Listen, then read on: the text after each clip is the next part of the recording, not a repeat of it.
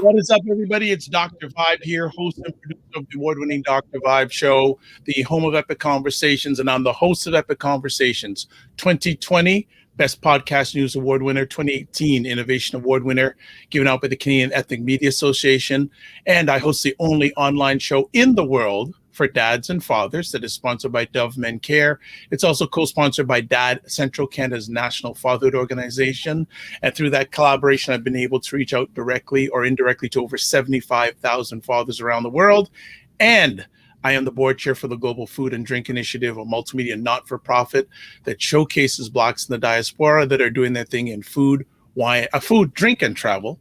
And as always, I'd like to say you're blessed, highly favored, magnet for miracles, solution for someone's problem. Welcome, welcome, Ryan Knight. We got a full house today, Ryan. Love it.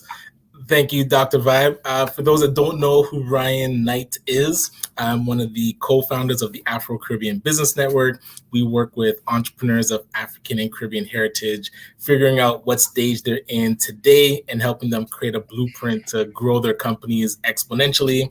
I am also an entrepreneur, Detailing Nights, represent. Green man. Yes.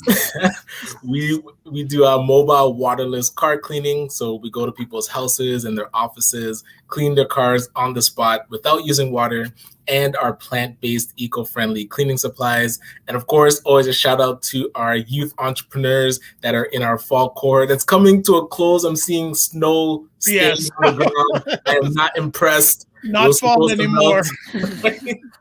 So yeah, shout out to Nathan, Taj, and Torian that, hey, are braving the cold as it is now, but we're winding down. So man, you're such a hard boss sending these black youth. Listen, they gotta feel it. This is rain, sleet, snow.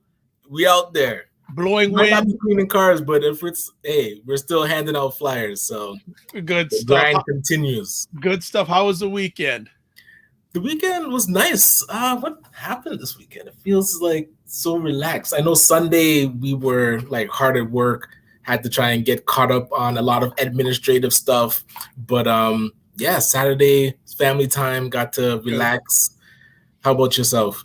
Well, did State of Things, Aisha and Jill on Saturday night, which was always great. And then yesterday had Deputy Mayor of Shelburne, Steve Anderson, on. I saw you were watching, contributing. Thank you.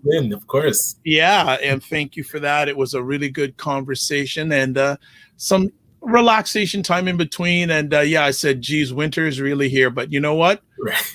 Don't waste the crisis. Don't waste the winter. Speaking of which, true. Winter time, indoor, you got to think about food. And we've got a superstar cast today, folks. Like, it's so much a superstar cast. We're broadcasting this on 8 different platforms today. 8 different platforms. Why? Because it's Black Restaurant Week. Buy Blacks. Black Restaurant Week, the second one of this year. So we have Roger Dundas from buyblacks.com. We have Sharon Sacks from Fanbar, who's one of the participants. We also have first up, we have Janice Bartley from Foodpreneur Lab, who she is part of the Black Canadian food ecosystem. So we're going to bring Janice on first, then Sharon, then Roger at the end. And if you are anything about food, whether you like eating it or you want to get involved in it, you need to be here right now. So let's bring up first Janice Bartley. Good morning, gentlemen. How are you? Good morning. Outstanding. Dr. Vibe, you forgot one part. Uh-oh. Janice is the powerhouse in the food ecosystem. Oh, sorry. Not just part of it, the powerhouse in the ecosystem. I am inspired by what Janice does. And it's a space that not a lot of, I would say, Black entrepreneurs are in or understand. So when I get to hear Janice talk, I'm always inspired. I have a food product idea, actually, after talking. Thank you. Absolutely. We will talk. And thank you for that. I appreciate it. So yeah, it's great to be here. Great to be here. It's great. Company. Yeah, like when Janice came on, myself and Roger, you see, I'm in a hoodie. I love my hoodies. Roger's in a t-shirt. We're going, are we underdressed? Like, she's got that CEO look with us, and she's looking great. So Janice, for those people who don't know of you or about you, can you give a little background on Foodpreneur Lab? Absolutely. Foodpreneur Lab was created in 2019, and it came from a gap that existed in the market coming out of a accelerator and incubator space that I was in for about 3 years. And what I noticed was a lack of representation, which I found very odd, given that it was in food. And, I saw very few people of color. And so I always say, sometimes when you have an epiphany, you can't go back. And so that was my epiphany. And in doing so, I started to ask why. And in asking why, I created Foodpreneur Lab. And this is what brought me to where I am today. And having said that, it has also identified and driven my purpose. So my purpose is to ensure every Black food entrepreneur has access into this complex food ecosystem where we help them navigate and get them to the places and spaces where they want to be in. And if you can go a bit deeper into what a food entrepreneur is, because when I first heard about what you do, I just thought, oh yeah, restaurateur, person that has a restaurant or a catering business, but you actually go a lot deeper than that. Deeper, absolutely. So there are quite a few categories of food entrepreneur. It can start from a product all the way down to a food truck and everything in between. Restaurateurs, dark kitchens, ghost kitchens, caterers, small businesses, online, you name it, e-commerce specifically. But for the food entrepreneurs or foodpreneurs, I like to call our participants, we are about consumer packaged goods.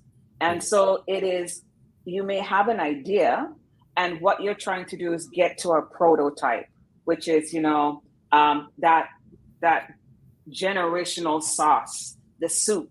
And you have this idea, hey, grandma used to make this great soup and I want to take it to market. But you don't know how to get from the idea in your head to the shelf. And so that's what we do. We create what's called pathways, and we don't call them programs because a pathway by definition is a plan of action. And so we're very specific about that.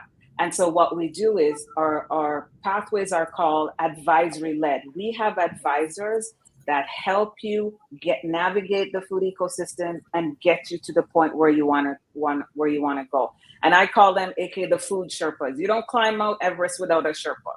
So you don't go into the food system without a food Sherpa. That's the simplest analogy I can give.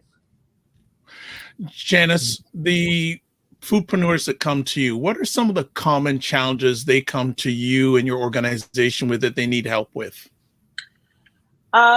We see a lot of food entrepreneurs from entry level where they have a great product, but they don't know about the regulation. And that can open doors of liability. And this is what we try and inform and educate. One of the things that we talk about, and one of my mottos are, educate so you can innovate, then you can elevate. And so that education part is so important because yes, the province allows you to make food from home that are low risk, which are baked goods. But the minute you start introducing protein-based products, it's a higher risk food. It's no longer low risk. And so you need to know what is that liability as the maker of that food? What is your liability from the terms of Toronto Public Health? and from an insurance perspective. And so before you even get out the gate, one of the things that we do on the pathways is we cover legal. How do you want to define your business? Are you going to be a sole entrepreneur, sole proprietor, or do you need to be incorporated? The reality of it is, if you're going to get into food, you need to be incorporated. You got to separate church from state, personal assets from business assets. Okay, and so let's get the foundational stuff in place, and then from there we talk about how to set up the business properly, the accounting, the bookkeeping.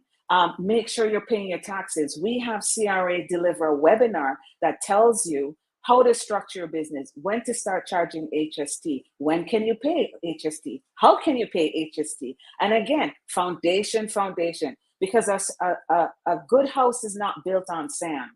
And even I had to learn that lesson when I was starting as an entrepreneur. So we need to get those firm boulders in the ground so that no matter what hurricane hits you, meaning an issue with a food recall, an issue with food poisoning, it doesn't take down the house. It might shake the house, but the house stands firm.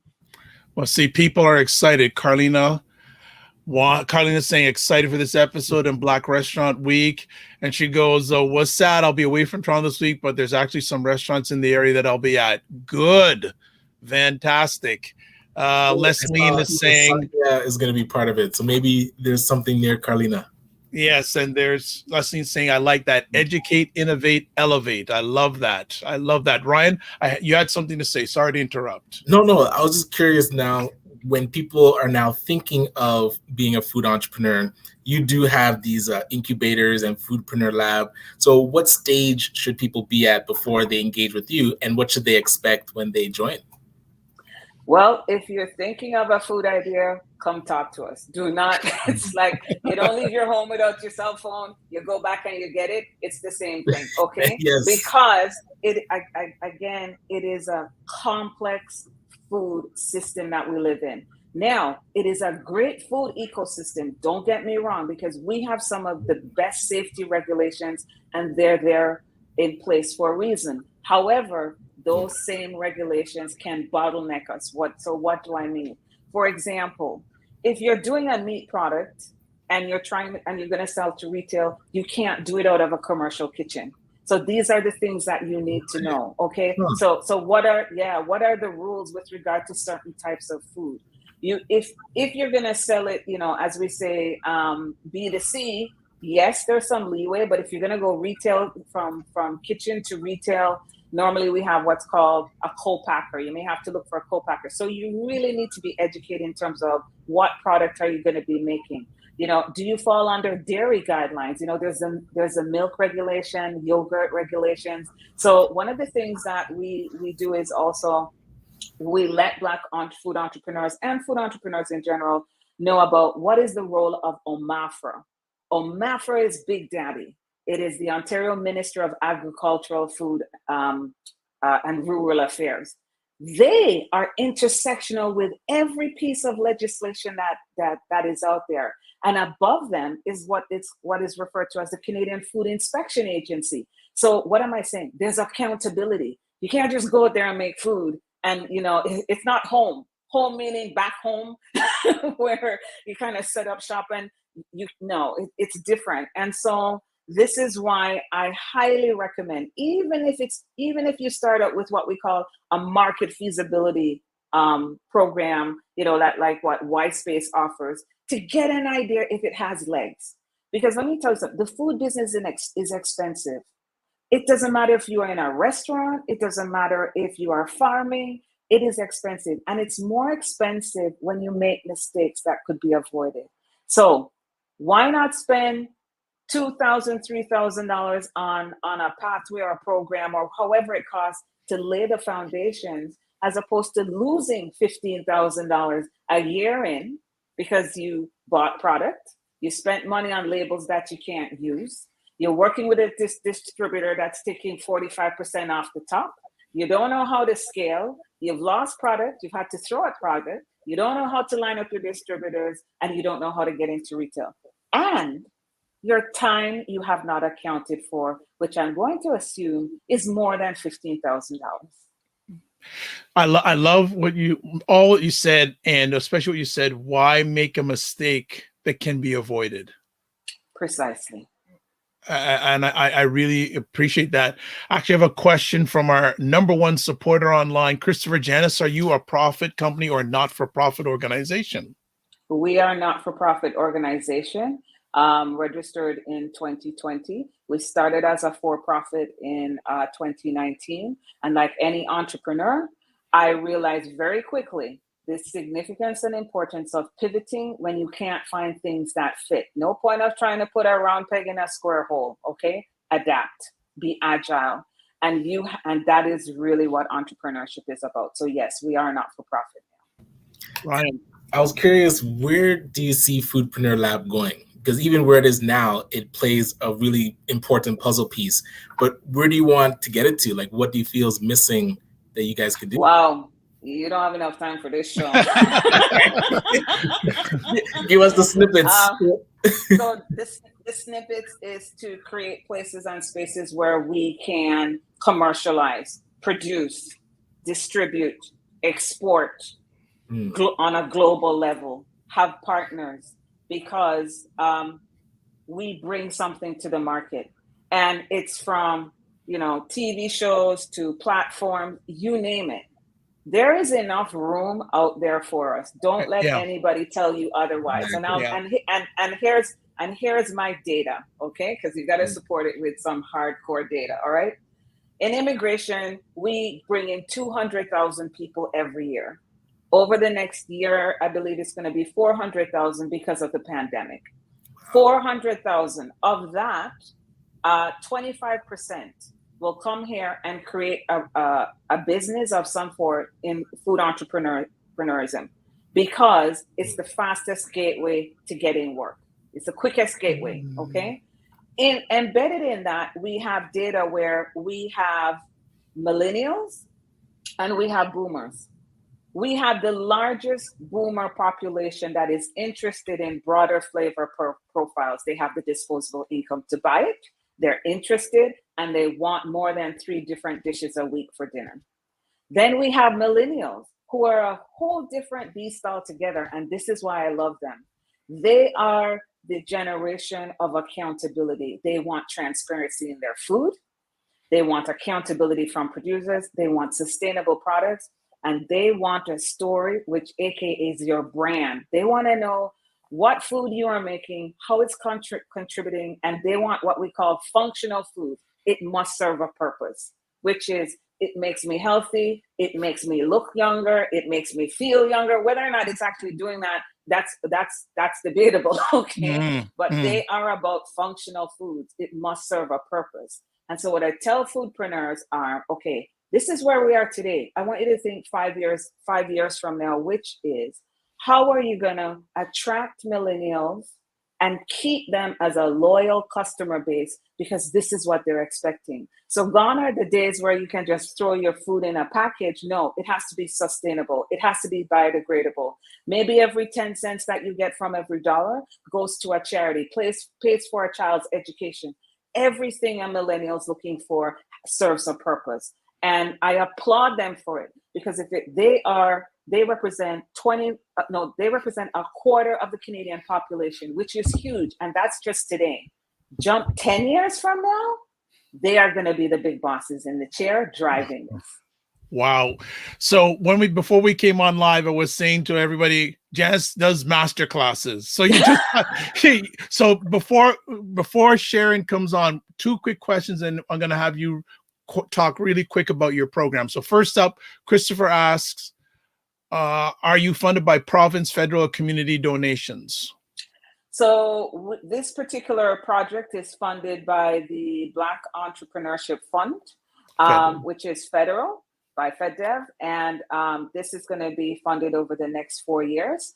But like any business, we are looking and we are going to be rolling out paid programming in 2022 to continue exactly what we've been doing, because there's a need. Community donations, absolutely welcome. We haven't asked for any, but that's not to say. But what we are looking for, and on a more serious note, we're looking for industry partnerships, because everybody can play a role. Okay. Next question from Tim Frey. Is Foodpreneur Lab connected or partnered with any Black food brokers? At the moment, no, but that is something we are working on. You have to understand that if there are Black food brokers, please reach out to us because that's what we're looking for. We are in a space that has never been investigated, torn down, and looked at in the way that we're doing it right now. The other day, I was fortunate enough, and I would say pleasantly surprised to meet a food scientist that's been in the industry 25 years, who's a minority. And I was just blown away because he's been here 25 years, but it's like, you know, we're all hiding under bushels. And so it's time now to shine our light. So anybody who is in the food space, that's a distributor, supplier, please reach out to us because we are looking to broaden our partnerships. Okay. And finally, we'll get you to talk really quick about the startup or scale up paths. Absolutely. So both pathways are 9 months. The startup path is directed to participants who have an idea, haven't exactly figured out how to get it to prototype, meaning something tangible in your hand. We help guide you through that, from legal to business to food science to product development to labeling, you name it. The desirable outcome is that you will have an incorporated business that will be participating in the market. At what level? That is something we discuss with the participants, because not every participant is ready to go big or go home. Okay, and you have to recognize that as well. On the scale up pathway, it's identical, 9 months again, but the scale up participants already have a product that they're working with, and maybe they're bottlenecked by some issues. So for example, production could be an issue. They don't know how to scale up a recipe. Distribution, they're bottlenecked there. It's great product, but they haven't really had traction in their sales. We go back and we revamp that and we look at, okay, maybe you're B2B or B2C and not necessarily the platform that you're working with or your customer base. We're going to expand on that. Maybe it's a labeling issue. And more importantly, one of our goals is to ensure that at the end of each pathway, whether you're startup and scale up, you will have a business plan in hand that you can present to any financial institution that are committed to supporting Black food entrepreneurs. And what we've done is we've done outreach and we've partnered. I've had discussions with Ryan. I've had discussions with the women's entrepreneurs. And I've also had discussions with, we're looking at FACE. So what we're trying to do is, you cannot bootstrap a business. And if you are, you can only do it for so long. So you have to sustain your business by borrowing money. Yes, I know we're risk adverse. I get it.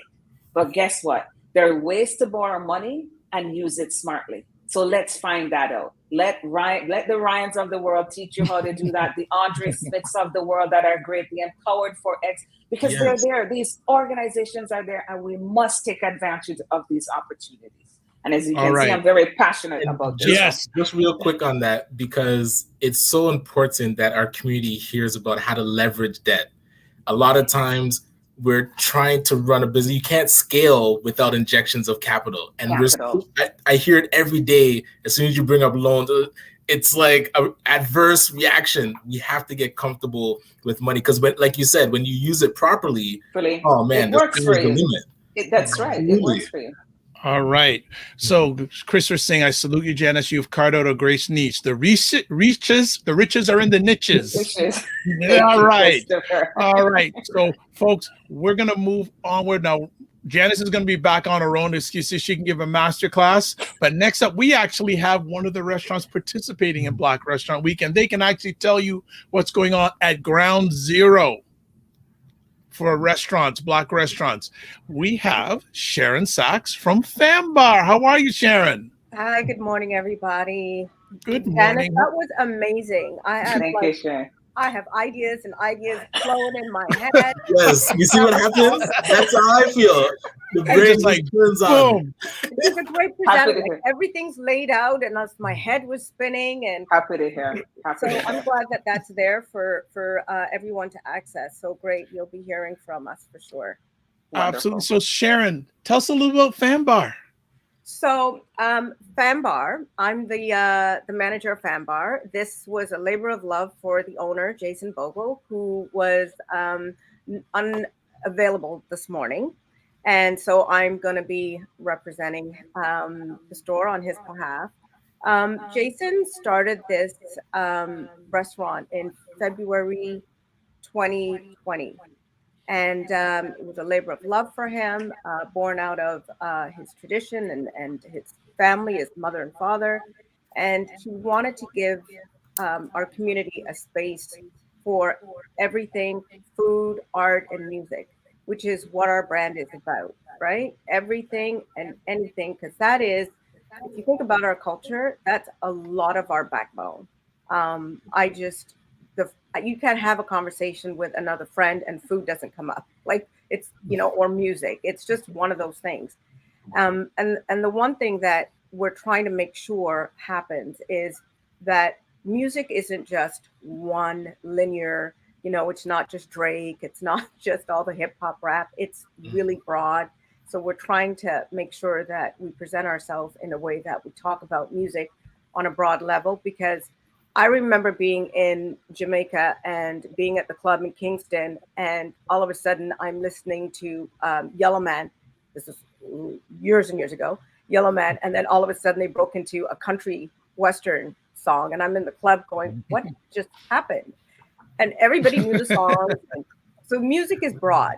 The point is music is broad. There's so much to it.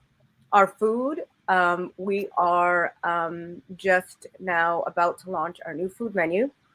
We had to look at where we were and how to get the most out of, unfortunately, this COVID life that we're living.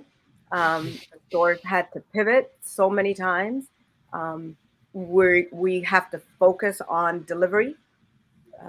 We're at Queen and Bathurst, and it's a good area where there's a lot of opportunity. People downtown tend to eat out a lot. They eat out a lot. They order in. So we're in a good location for all of those things to happen. And we had to pivot and change our menu to say, okay, because not all items are deliverable. Like there's some foods that you kind of deliver better than others. So we had to sit down and focus on what that looks like and what we could deliver and what people would like to have at home for their families. So it's been an interesting time.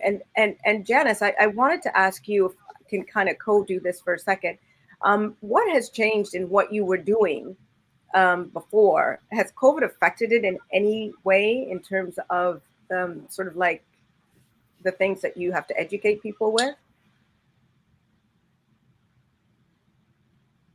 Absolutely. We saw a huge shift in production spaces, which was pre-COVID, you would have, anywhere between 20, 25 people in a production space because of the 6 foot rule. That significantly lowered the ability to take on more clients and to have more production teams in those spaces. Not only that, we saw a dramatic shift in supply chains. Even if you wanted to produce, there was no product, or product was en route. And even now, we are still dealing with a severe supply chain issue. And now it's global. It's across the board, all consumer products. If you've offered a piece of production machinery, you're not seeing it for another 4 to 6 months with a to be delivered date or to be determined date on the end of that. So we are seeing it. I'll give you an example. Go to IKEA's website. Everything's gone. Everything's on back order. Leon's is having the same problem. Dishwashers you can't get. Washing machines are on back order. So this is severe. And that's what I mean. Oh, sorry, go ahead. No, so to Sharon and Janice, to that point, and also it ain't getting any cheaper. Absolutely. No, absolutely not. Absolutely not. So true. So Yeah. when and to Sharon's point, which is, go ahead, Janice, go ahead. Oh, I was going to say, one of the things that we now have to look at, which is, again, creates opportunity, is, especially in food, if it's going to be more expensive and we're focused on local, how do we participate in our communities to support local? We now have to start look at vertical farming, community farming, tell the story about it being grown by our local farmers. And farmers by definition has now changed. You have the modern day farmers, they're doing vertical farming. And I say this to Ryan, that's a story there to be told. And I think that's something we also have to address within our cities in terms of how do we participate as well, so that we can be part of that innovation surge in this plant-based lifestyle that we can participate in. So we need to pay attention as well. Back to you, Sharon, in regards to, you're on the ground level and having to make these pivots and having to change everything you do. How's it been going, and I know it's not easy, but how's it been going?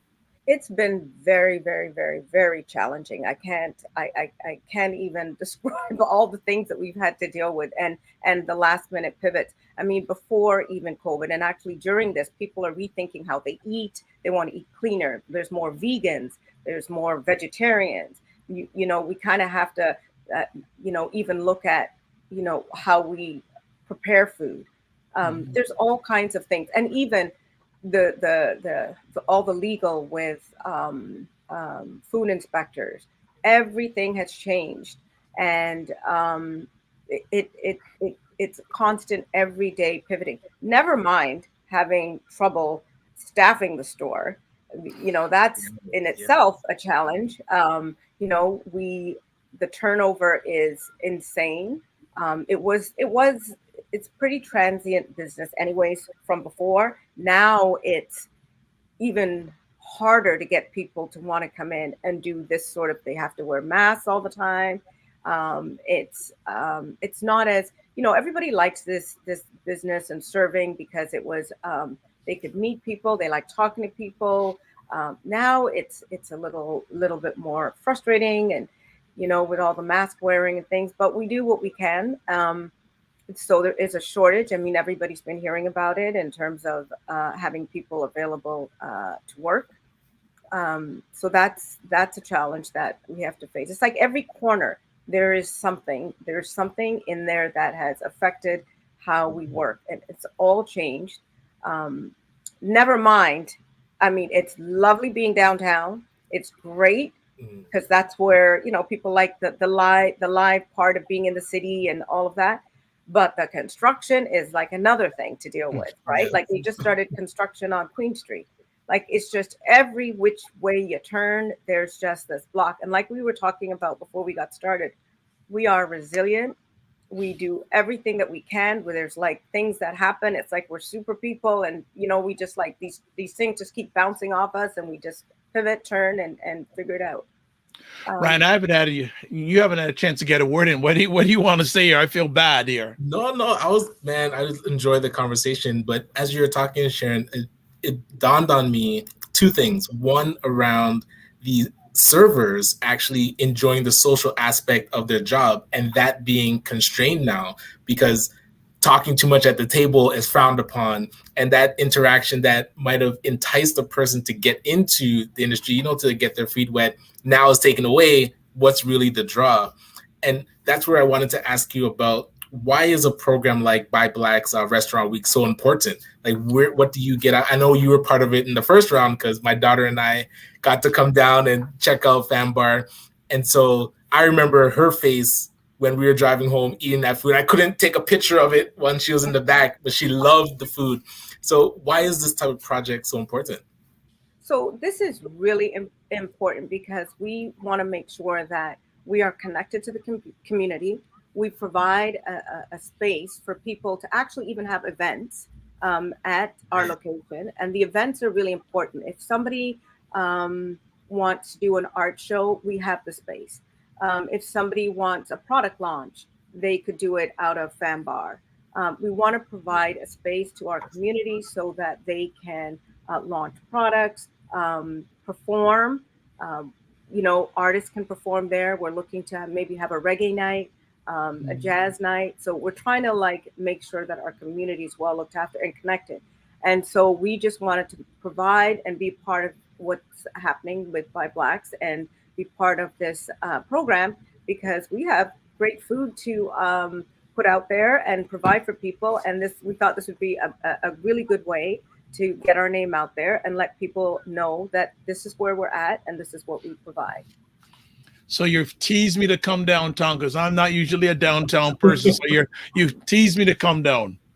Yeah, and you know what? It's a great time. We had really a lot of fun on Friday nights. Just so everyone knows, we have DJ Jamar. He's a Chum FM. Oh, yeah, Chum FM in the mornings. Yes. Yeah. Jamar is there every Friday from 8 o'clock. And he does his thing for us until close, and it's really a good time, and it's packed, and people are still moving around and coming in and enjoying good times. So we've had him for a while, and Saturday we'll either do a live performance or we'll do another DJ, but it's always popping in the place. The food is really good. So what we decided to do for the restaurant week is we thought we would do something fun. I don't know if anybody's had any chicken lollipops. What are they? I think I saw that on Instagram. Yeah, it's the new thing. So we decided, let's do something a little sexy and a little different.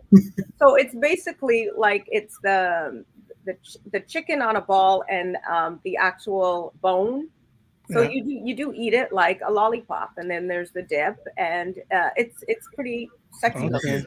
So we're doing so that's our prefix for restaurant week. So we're doing the chicken lollipops with waffle fries, shrimp boil, and our shrimp boil is amazing. Oh gosh, and we're doing, coming downtown. I'm coming downtown. And we do that on delivery as well, and a white chocolate brownie. So that's oh white chocolate. Well, you know what? Thank you. We're going to keep you on. But Roger Dundas was shaking his head on the white chocolate brownie. So I'm going to bring Roger Dundas on here right now. So here we go. Roger. Oh, my God. Thank you. I'm finally on the morning vibe. Thank you. We had to bring some. Good morning, Roger. How we doing? We're doing fantastic, man. Boy, I was just listening to the master class. Yes. That, Janice was delivering. I was thinking, what product can I come up with, so I can leverage her skill set. And you see, she has that effect. Everybody's brain starts turning. And then Sharon, you're a wicked person, because now all five of us, well, not you, Sharon, because you're there, but the four of us need to come down there. We're going to come down there. I'm going to decide whether we're going to go there on Friday or Saturday. I'm feeling Friday. Night. So can I just book a reservation for a table of 6? Absolutely. Okay, I will. Done deal. That's what we do. You're on it. All right. We'll do an IG live from the restaurant. Yes. So what's funny about what Fanbar, when I look back in the history of restaurants, Black-owned restaurants, since I've been here in just 2000, right? But when I got here, it was all about Muse. Right? Remember Muse? Yes. Street. So that was a hangout spot, and celebrities would come there, and the food was great, and it was always crowded, right? And then the condo came there and wiped out Muse. Then the next one, of course, was Harlem.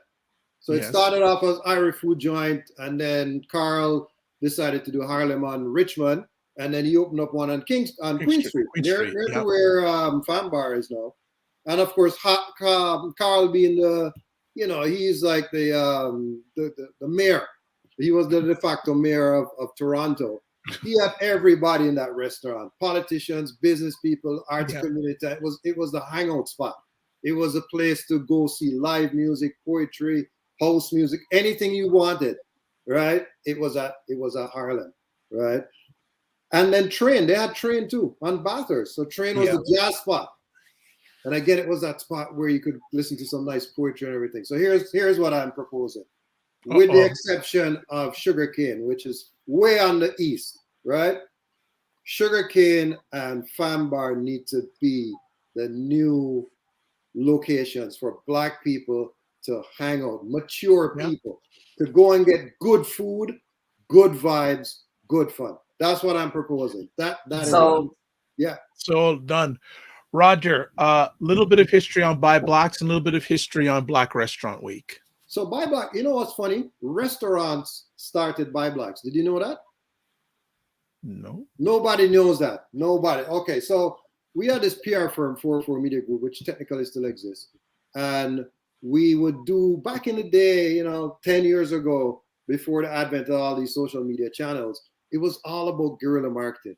So we would go around the GTA. As a matter of fact, we went to, when we were doing our events, we would try to go to Hamilton, Kitchener, Waterloo, Barrie, even up to Ottawa, because we had some events that were in Ottawa. And we'd bring these teams of people and there'd be flyer in all the different locations.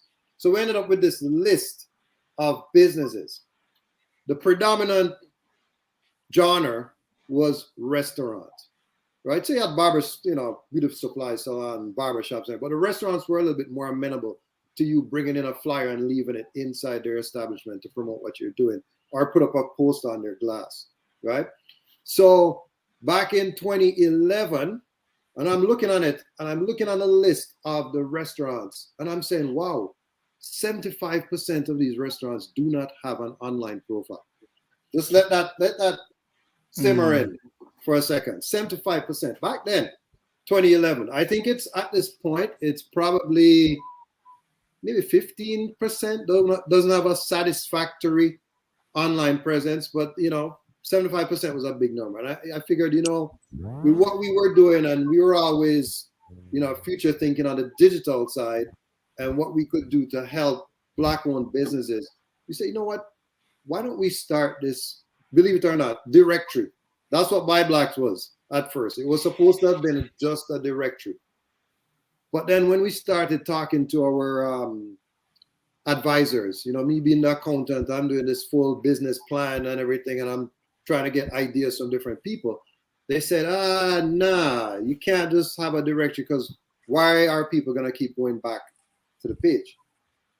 So you need to have content that's always changing. The best advice I ever took, because today Buy Blacks is the top ranked online magazine for Black Canadians because of the content, yes, and also the optimization that we do on the website. So the directory, though, we did focus a little bit on it, although it makes no money.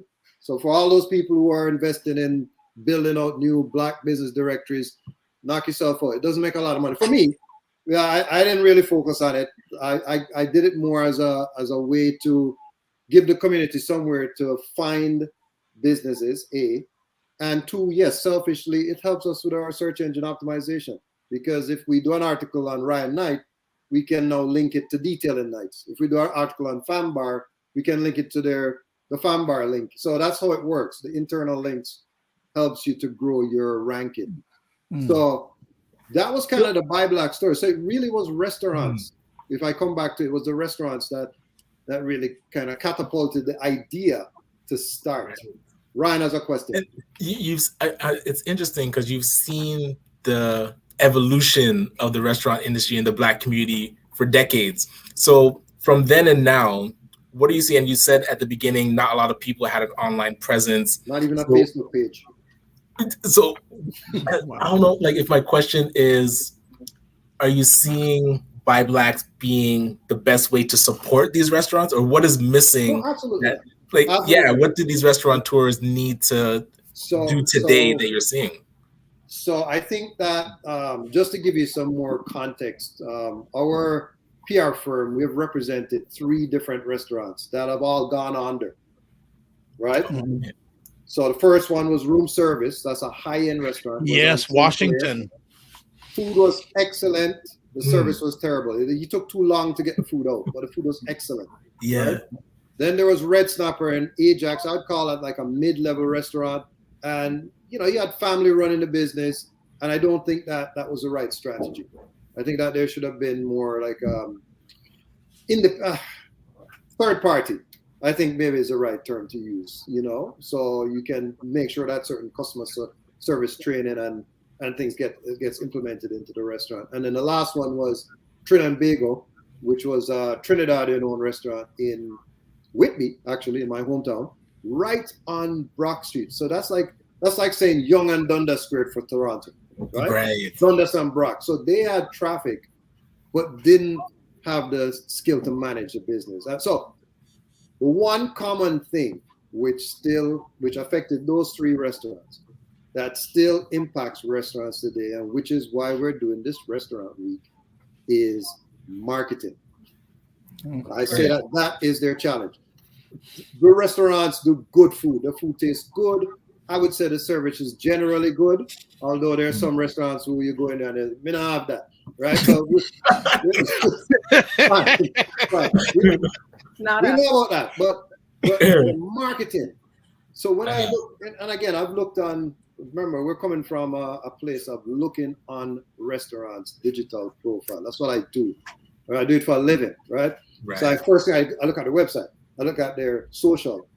Woefully inadequate. When I mean woefully, I mean it is terrible. I don't even know how, based on their marketing, I don't know how they are still in business, because they're not doing the required things to really catapult them to the level of a, let's just go there, of a Kentucky or KFC.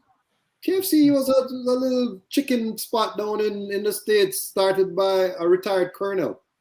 I mean, it's not, he didn't have any idea that it would get to the point where it is now, right? So it's not that it's not possible. It's just that you have to actually focus on it.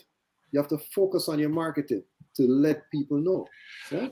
I want Sharon and Janice to jump in and add on if they have any additional comments on what Roger is saying. I wanted to add to Roger's comment, which is, that's part of the investment in your business. That's another thing. We cannot nickel and dime a business. Oh, I'm going to throw a $50 here and a $100 here. No. I mean, when you're investing in your business, the reality is you're investing in yourself. The business is just an extension. You are actually investing in yourself, which is your idea and the purpose of why you're doing what you are doing. So I think, as Roger was saying, that marketing element is important. And so how do you support that? Well, there are funding programs like Digital Main Street out there. Go do the legwork. There's money out there that can support you to bring you up to the next level. Yes, it may be missing some back end pieces, but it's a start, right? I mean, you might save $1,500 here or there, and the money that you would have invested to hire somebody, you can make the back end work for you. So I think there's an accountability as an entrepreneur that every year you should have a checklist which says, okay, what did I do this year? Or for New Year's, what am I going to do this year to enhance and better where my positioning in the market that I am in? Sharon, anything you want to add? Yeah, I totally agree with everything that Janice said. And I tell you, you've got to have the right marketing people. It just can't be anybody, because everybody does this. Every single person does this. There's all these young people coming up, but it has to be the right person. And it has to be somebody that is sort of ahead of the game, because these things are moving so fast. There's so many moving parts to it. And if you have to almost be ahead of the curve. So I am a customer just like everybody else. I'm always Googling and looking for, if I'm going somewhere, I want to know that they have a good reputation, that there's no nonsense going on, and because I don't want to walk into, bad food or whatever. They've got good. So you're always looking on. It's just such a changing world. I want to know where I'm going. I want to know that the food is good. I want to know what kind of. So we are using digital to make those kinds of decisions all the time for everything we do now. So that whole marketing piece is important to let everybody know, say, about Fanbar, what we're doing, how we're doing. And we can't rely on word of mouth anymore. No, it doesn't work. Not. And that doesn't work. And this is why this is ever so important. And like I said, you can say, I'm going to have this person do this, whatever, but that's another challenge that we've come across, is finding the right person, because you could be spending money and the person doesn't know how to connect all the dots. So it does require a lot of investment and a lot of time to make sure you have the right people in place, or you're going to stay where you're at. So Ryan, go ahead, Roger. Yeah. So what I'm gonna double down on the marketing thing. So I mean, there's some simple things I think restaurants can do, because I get it. We are Black people. We have been downtrodden. And most of the times the restaurants are run by the owners. They don't have the latitude to hire general managers and everything. A lot of the restaurants that I know, even the ones participated, husband and wife, mother and son, father and daughter. You know, that's the construct. So they're in there. And what you said earlier, Sharon, is that the staff turnover problem is so critical right now. I mean, even we are experiencing the same problems, right? So I can imagine the restaurant, and our team members work from home.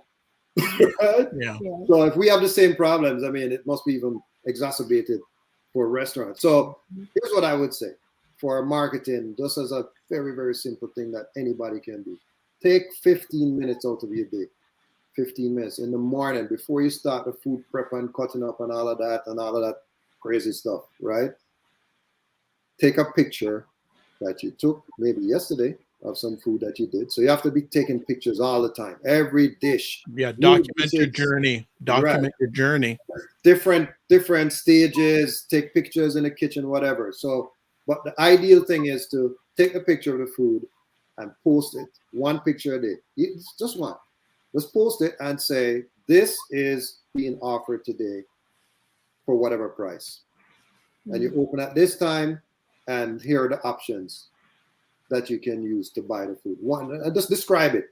Maybe it is granny recipe, maybe it is uncle recipe, whatever.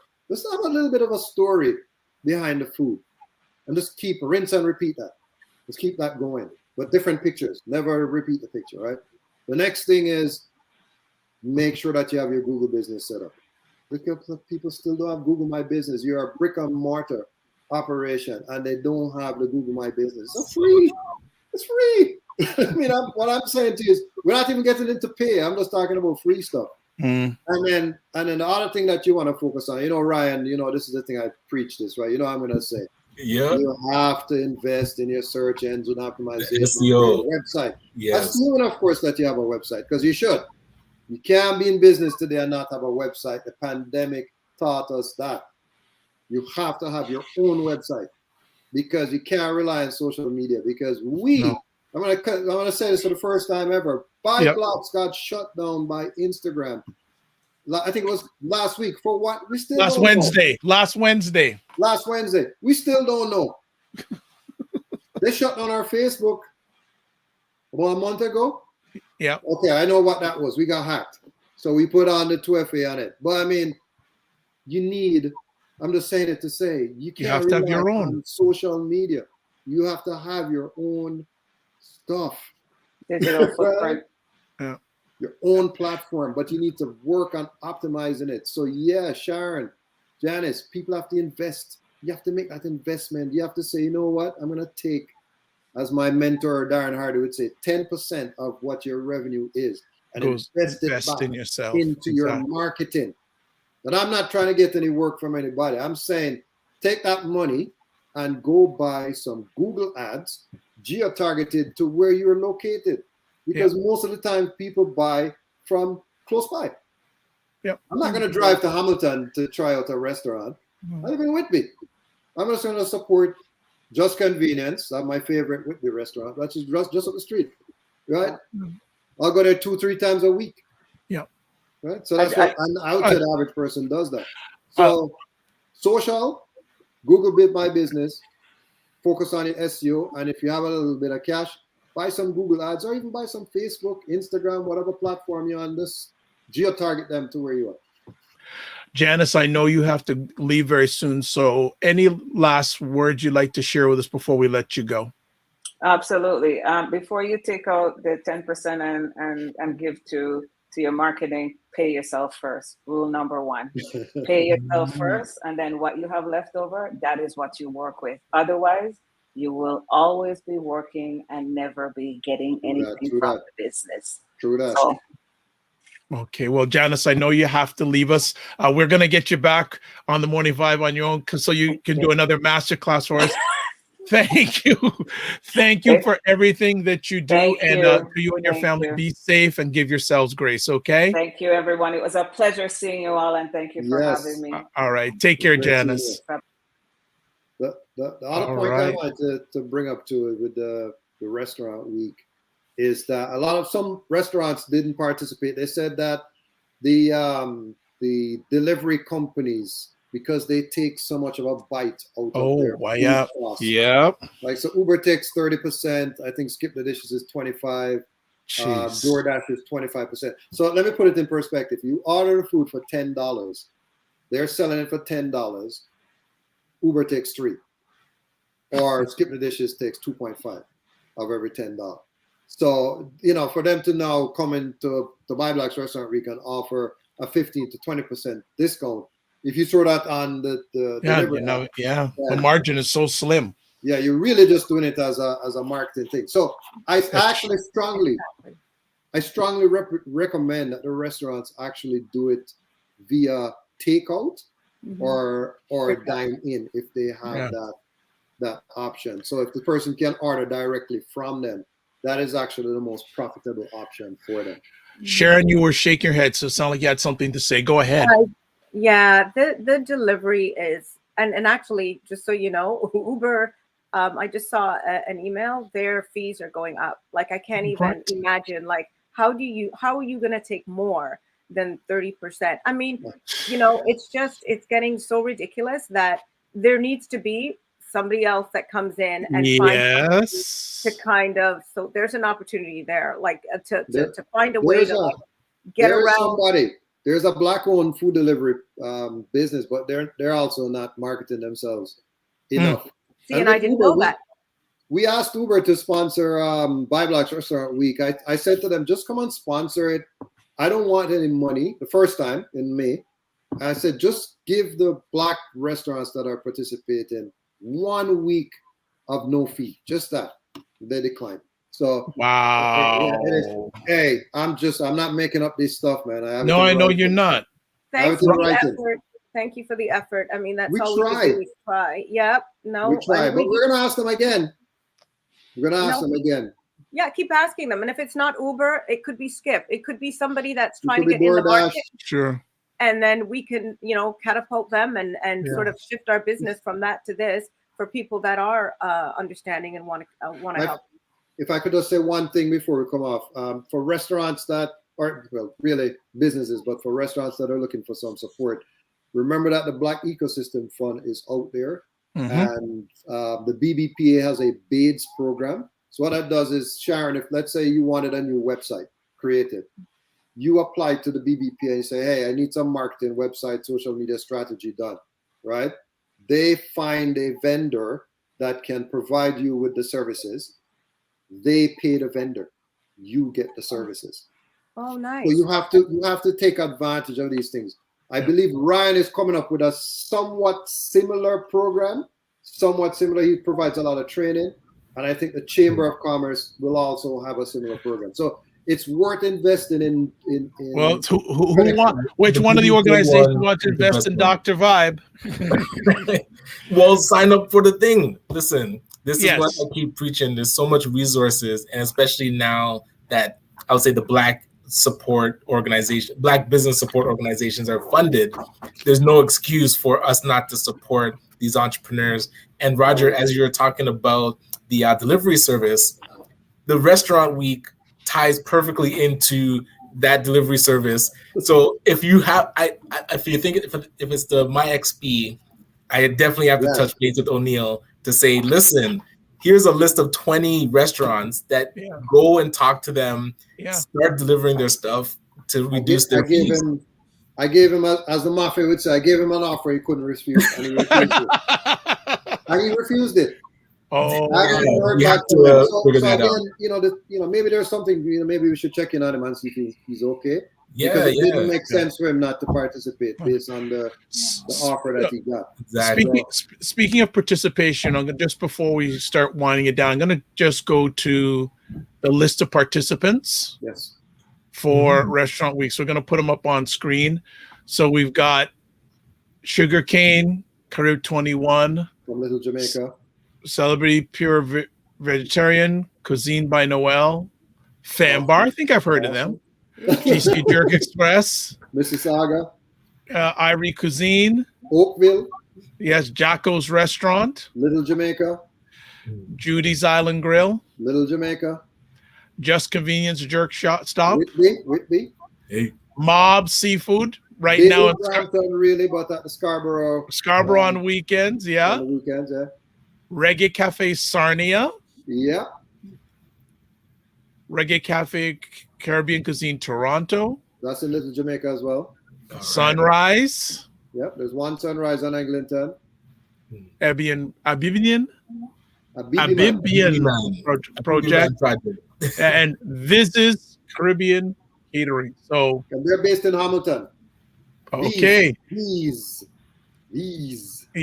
All right. All right. So those are all the purchases. And you know what? We've got some good news. Someone has come back to our conversation.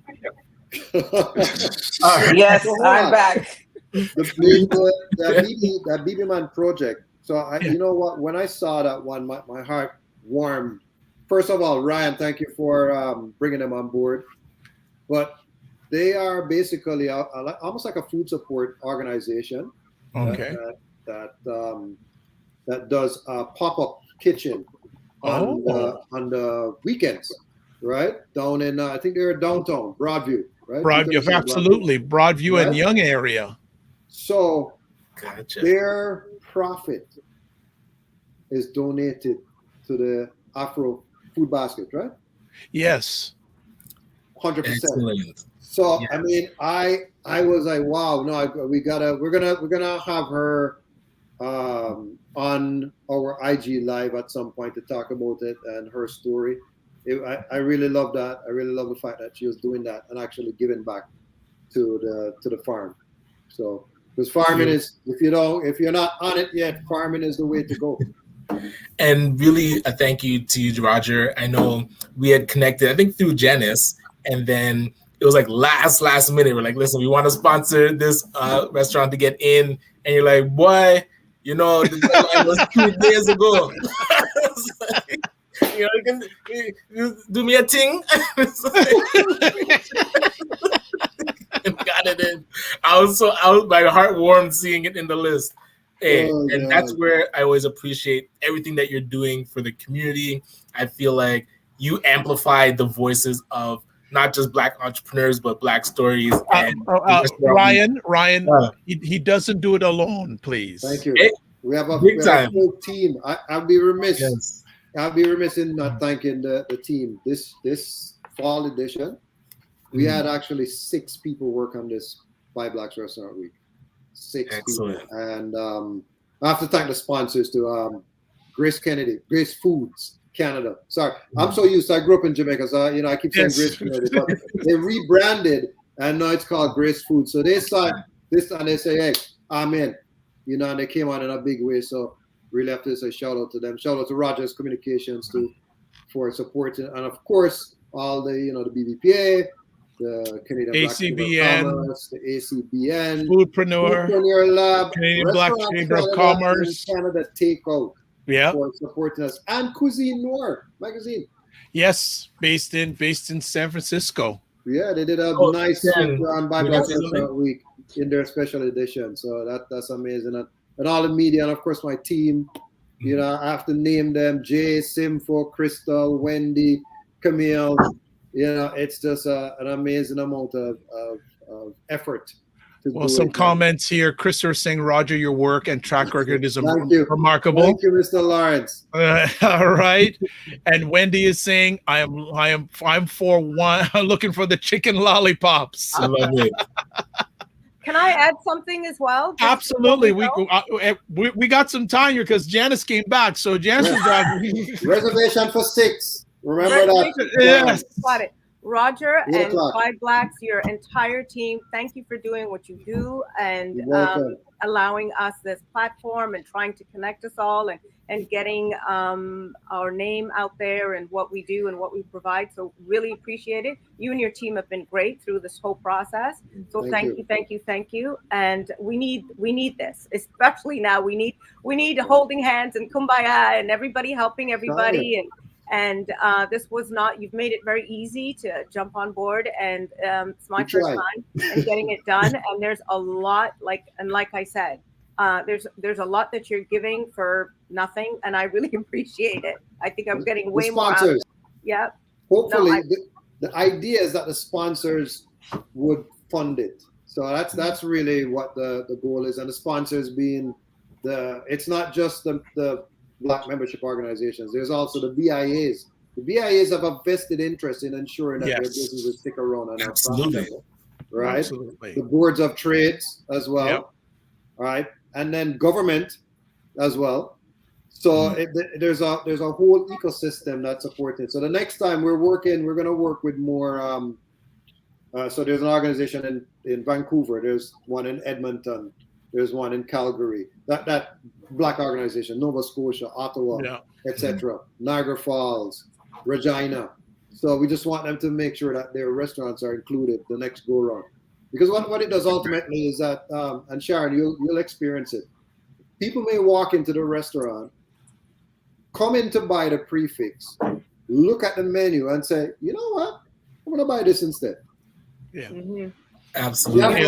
Scale up. Right? And so to save Roger from the doghouse, I want to do a special shout out to Miss Camille Dundas. Thank you. I was waiting for you to sending me the I picture. mentioned her name. I said her name earlier. To reinforce, man, reinforce. But you sent me a picture of when I first met Camille in 2013. We were on a panel together, and that's how I got to know about Buy Blacks and follow along since then. So, yeah, my introduction to Roger was through Ms. Dundas. Yes, that's right. That's right. Yeah. And now we have our regular 2-week meetings. Head check. Yes.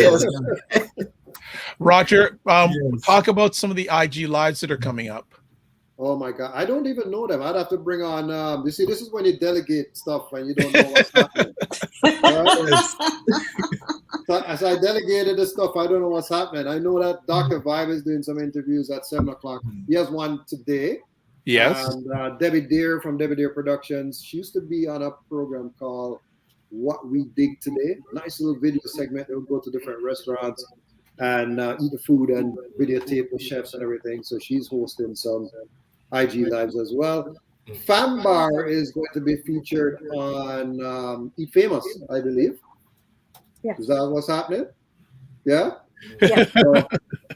So well, for me, happening there. So tomorrow night I'm on with Colin from GC Jerk at 7 p.m. So Dr. Vibe is doing a takeover by Blacks Instagram for a few minutes. They won't let me on for long, but just a few minutes. Oh, nice. It's 25 minutes. You hear him? Yeah, I know. It's a few minutes. When you get that TV show, the interviews are going to be 7 minutes long, bro. I know that. I'm taking advantage of my footprint now. And tonight at 7 p.m. Tonight at 7 p.m. on the Buy Blacks Instagram, I'm interviewing from James Gregg from Carib 21. Yes, sir. So the Instagram handle is right there, folks. So follow Buy Blacks anyways on Instagram to keep up to date, not only on Restaurant Week, but other things, please. Yes. Absolutely. Anything else anyone else wants to share about what's going on in the restaurant week? Sharon? Yes, I hope Roger allows me to be part of that 6.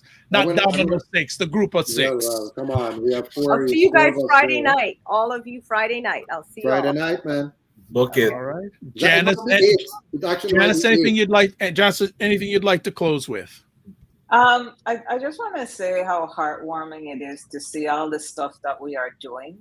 I mean, it's just, it was an idea at some point that we've all executed upon. I want us to keep that in mind. And I want that for other people who are watching this show to stop and pause for a moment, that each and every one of us that are talking to you at some point had an idea and decided, you know what, we're going to take a chance on ourselves and execute.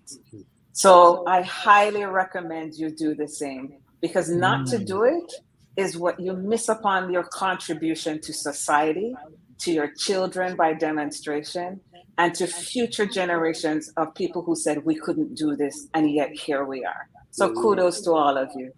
Yeah, I think it's a good question. Roger, there is a question here. Is Buy Blacks involved with Restaurant Canada? Yes. Okay. Actually, do you know Tim Frey at all, Roger? No, but you know what? I'll do an introduction. And Tim, we'll have a discussion. Yes. I've heard, it's the second time now I've heard that I need to meet Tim Frey. So excellent. All right. Yes, you do. yeah, Oh, you see? just saying, man. Just saying. Well, I did want to double down though on like as I said, I believe that Fanbar and Sugarcane are the two spots, the hangout spots.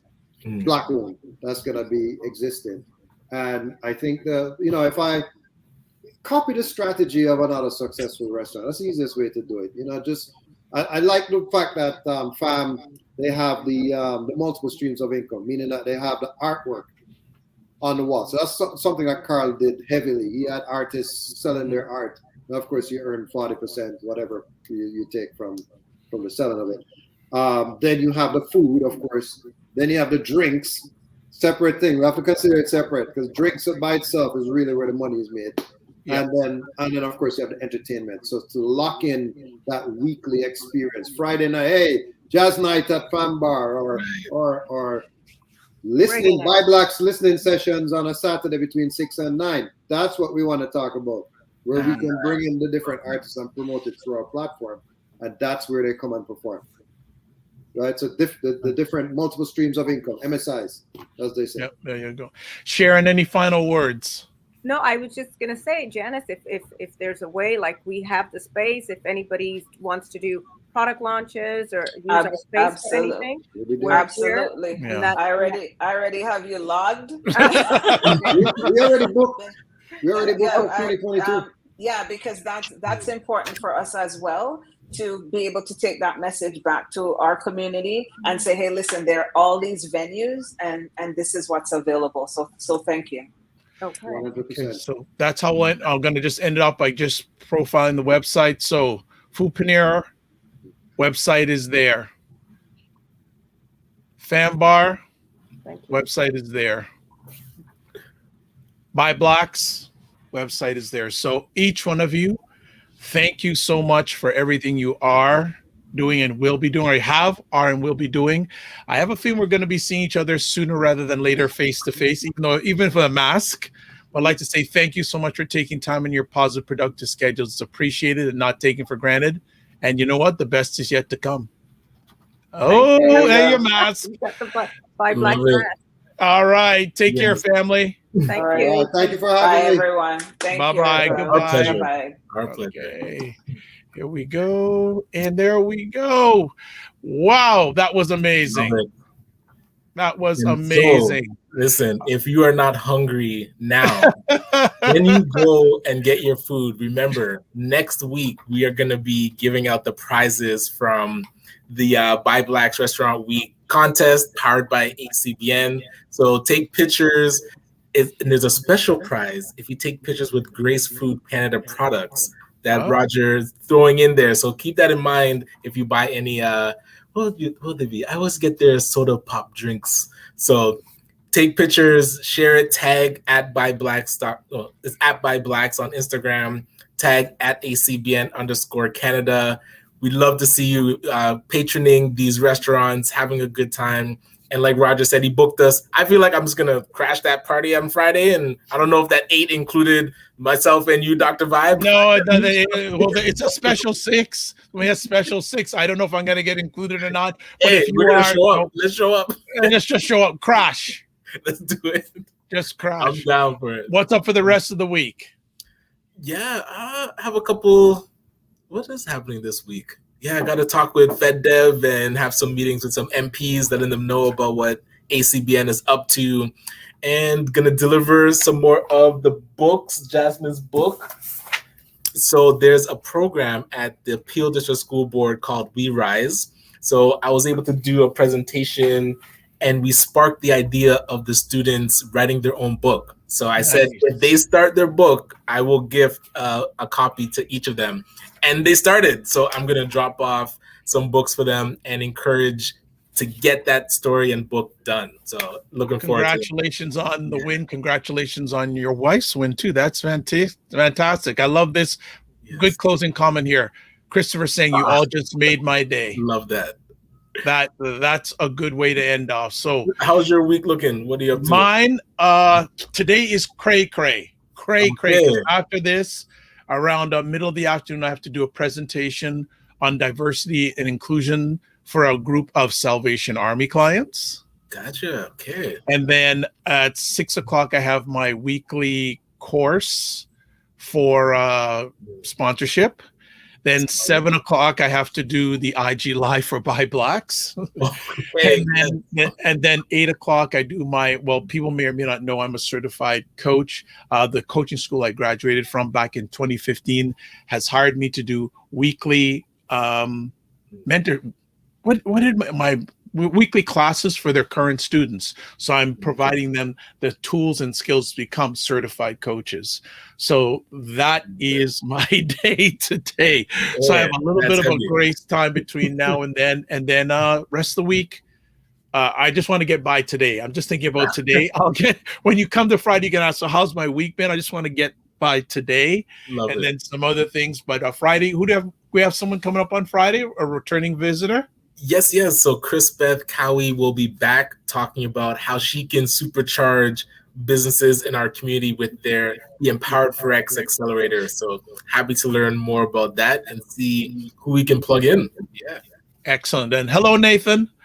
Yeah, right. You got Nathan in the background.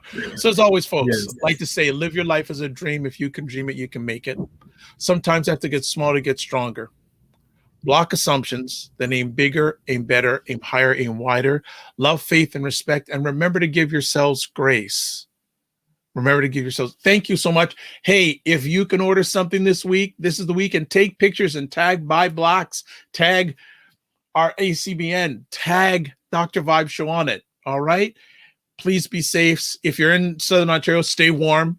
Winter here. We'll see you back Friday morning, 9 a.m. God bless. Peace, well. Keep your faith. And remember, walk good. Thanks for watching live on the replay, folks. Be well.